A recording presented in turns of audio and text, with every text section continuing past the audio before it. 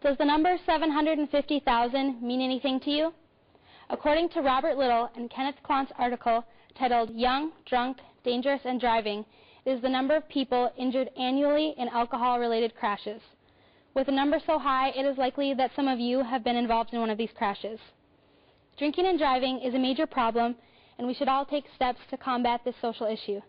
Today, I will be talking to you about the issue of drinking and driving, what is being done about it, and what you can do about it.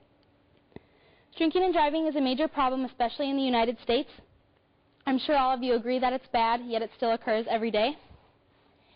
And according to Martin Gruberg's article titled Drinking and Driving, it is among epidemic proportions, especially among youth. According to Young, Drunk, Dangerous, and Driving, it is the #1 cause of death in people ages 15 to 24. And what is really sad about that is it's 100% preventable. Unlike heart disease, cancer, or a lot of the other causes of death, this one is completely preventable. According to the same article, 57% of 18 to 20-year-olds have driven drunk. There are other factors that contribute to drinking and driving. Maybe some of your family and friends are already contributing to the fight.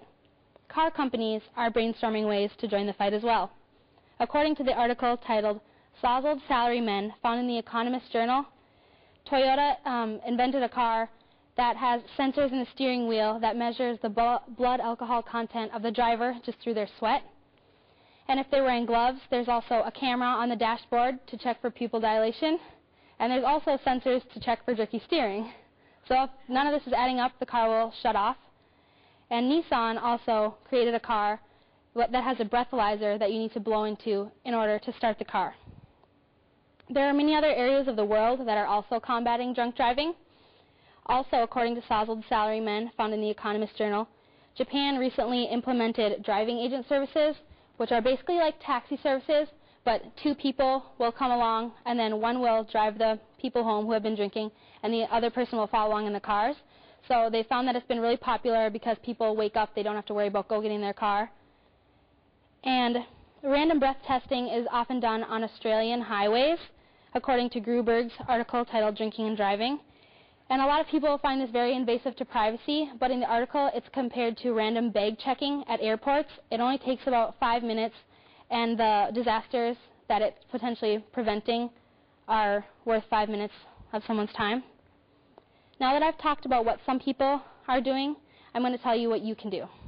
There's much that can be done by us, especially as college students, because we are in the most crucial age group for this occurrence.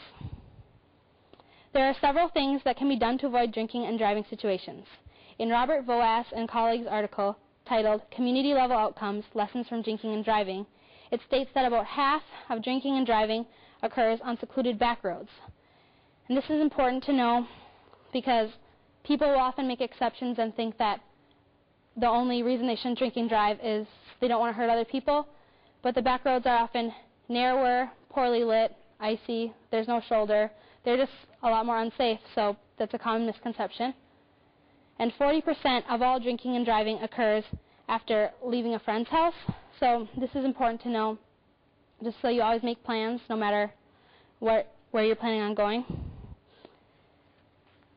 And also, as Concordia students, we are able to receive $4 taxi rides anywhere after 10 p.m. So if you're too cheap to pay for a $4 taxi ride, I can't imagine what you're going to do if you get into a car crash and have medical bills, car bills, insurance bills, possibly court payments to make. There are many ways you can positively influence your friends' decisions as well. Just talk to people you plan to hang out with and just make plans for the end of the night. Take turns driving each other or just plan to stay somewhere overnight. And if you're hosting a party, I know you've heard it before, it might not sound fun, but just collect keys. Your friends might be a little irritated, but in the morning when everybody wakes up safe, it will be worth it. Drinking and driving is a major problem in the United States, and we should all take steps to combat this issue. Today I talked about the issue of drinking and driving, what some people are doing about it, and what you can do about it. Don't let the next article in the paper be about somebody that you care for.